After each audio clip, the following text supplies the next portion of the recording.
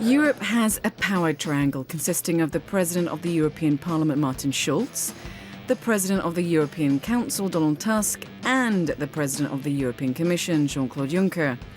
But who represents the EU in foreign affairs? In 2009, the Treaty of Lisbon created a new post, a High Representative of the Union for Foreign Affairs and Security Policy, who also doubles up as a Vice President of the European Commission.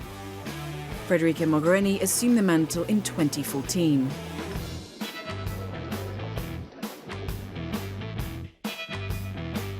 I think I'm one of the ones that have more and different institutional tools, because actually people say I have two hats, but more than that I have 3 offices in 3 different buildings, Council, Commission and EES.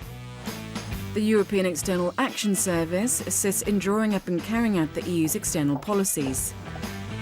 First of all, not having new crises and contributing to solving the crises that we have around us, there's plenty of, but also increasing relations with partners that are maybe far away but very important in a globalized world. So it's not only the crisis-related work, but it's also the diplomatic, political, but also economic or cultural relations with the rest of the world.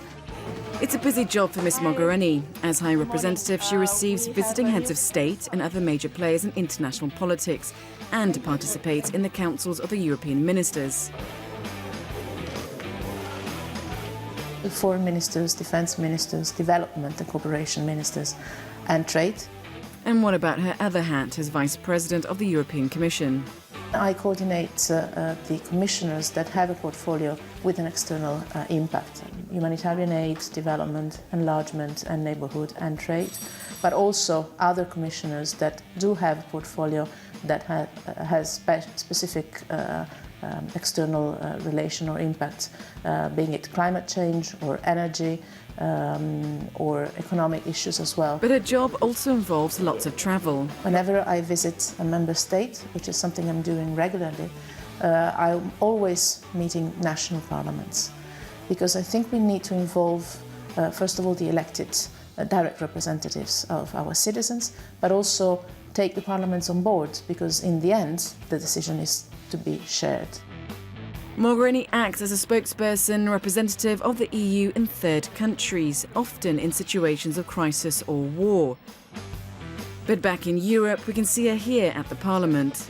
So let me thank this chamber for the opportunity not only to focus on, as we did yesterday, on the external or foreign policy implications of Russia's behaviour, but also on the internal dimension as well. So how do you get to be a European diplomat? The candidate has to be approved by all European institutions. The European Council makes the nomination on the basis of a qualified majority, in agreement with the President of the Commission, and the Parliament must then vote to give its stamp of approval.